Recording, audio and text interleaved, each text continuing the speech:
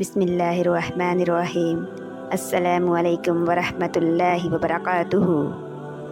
کبھی کبھار دل یوں ہی بس بھرس آتا ہے، نہ کوئی وجہ ہوتی ہے اور نہ ہی کوئی حادثہ، مگر پھر بھی آنکھوں میں نمی اتر آتی ہے اور روح سسکیاں لینے لگتی ہے۔ تب بس دل چاہتا ہے کہ ہم ہوں اور اللہ ہو، اور بس ڈھیروں باتیں ہوں، کوئی تیسری ذات وہاں موجود نہ ہو۔ کتنی تکلیف کے بعد ہم اس مقام تک پہنچتے ہیں، اور کتنی اذیتوں کے بعد ہم اس کی دہلیز تک پہنچتے ہیں۔ اس کی خبر ہمارے اور اللہ کے سوا کسی کو نہیں ہوتی۔ کتنی الجھنیں لے کر انسان اس کے روبرو جاتا ہے، صرف اس امید کے ساتھ کہ وہ سنبھال لے گا، معاف کر دے گا، فریاد سن لے گا۔ ہم کون ہیں، ہم کیا ہیں، یہ تو بس وہی جانتا ہے۔ دنیا پھر چاہے کسی بھی لفظ سے پرکھے، ہمیں بس پھر اسے التجا کرنے کی دیر ہوتی ہے کہ وہ پھر مسکرا کر تھام لیتا ہے ہمیں، ہمارے ہر سوال کا جواب دیتا ہے، دروازہ دکھاتا ہے، اور تب یوں محسوس ہوتا ہے جیسے وہ آہستہ آہستہ سے ساری الجھی ہوئی گرہیں کھول رہا ہے۔ بس سب حل ہو جاتا ہے۔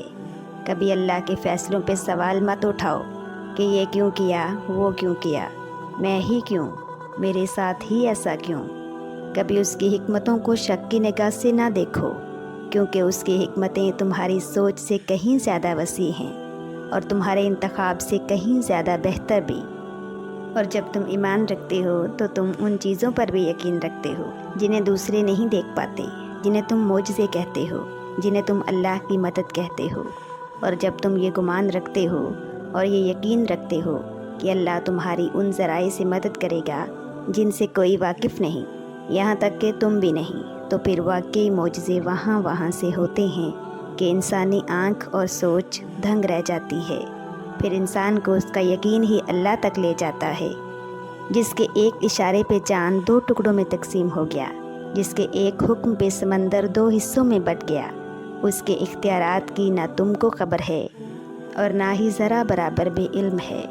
اللہ ہر دعا کا جواب دیتا ہے، بس ذریعے مختلف ہوتے ہیں۔ کبھی وہ کسی انسان کو آپ سے ملوا کر جواب دیتا ہے، اور کبھی اسے آپ سے دور کر کے۔ کبھی وہ ہواؤں کے ہاتھ پیغام بھیجتا ہے، تو کبھی اپنا جواب کسی ٹھوکر میں چھپا دیتا ہے۔ کبھی وہ سجدے میں گرا کر اپنی مصلحتیں سمجھاتا ہے، اور کبھی ہاتھ تھام کر صبر کا صلہ دیتا ہے۔ آزمائش کا آنا اور روح کا ریزہ ریزہ ہو کر بکھر جانا بے وجہ نہیں ہے۔ کبھی تکلیف میں ہو تو اللہ کو محسوس کرنا، پھر اس کی موجودگی بھی دکھائی دے گی اور اس کی سرگوشی بھی سنائی دے گی۔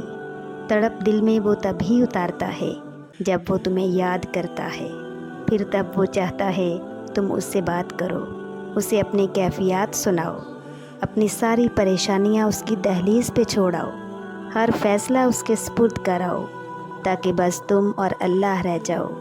پھر سے مسکراؤ اور سب بھول جاؤ۔ مٹھاس تو پھر بس اسی کے ذکر میں ہے، اور سکون کے لیے تو اس کا نام ہی کافی ہے۔ تم تنہا نہیں ہو، تمہارے ساتھ اللہ ہے، اور جس کے ساتھ وہ ہو اس کے ساتھ تو کائنات کی رونقیں چلتی ہیں۔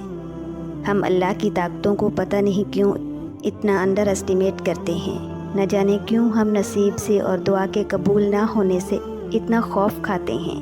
حالانکہ نبی پاک صلی اللہ علیہ وآلہ وسلم نے فرمایا تھا کہ دعا اس یقین سے مانگو کہ یہ قبول ہو گئی، اور جب اللہ پہ یقین رکھتے ہیں تو دعا کی قبولیت میں شک نہیں کرتے۔ اور قرآن میں تو میرے رب کی رحمت کچھ یوں بیان ہوتی ہے کہ وہ جس طرح چاہے اور جو چاہے کر سکتا ہے، اس کی قدرت میں حد بندی نہیں ہو سکتی۔ اس نے تو ایک کام کا ارادہ کیا اور بس وہ کام ہو گیا۔ وہ اسباب کا پابند نہیں ہے، پھر تم کس چیز کا خوف کھاتے ہو؟ جب وہ راضی ہوتا ہے تو سب ہو جاتا ہے۔ پھر وہ دنیا کو دکھلا دیتا ہے کہ کائنات کے دلائل اس کے معجزوں سے زیادہ طاقتور کبھی نہیں ہو سکتے۔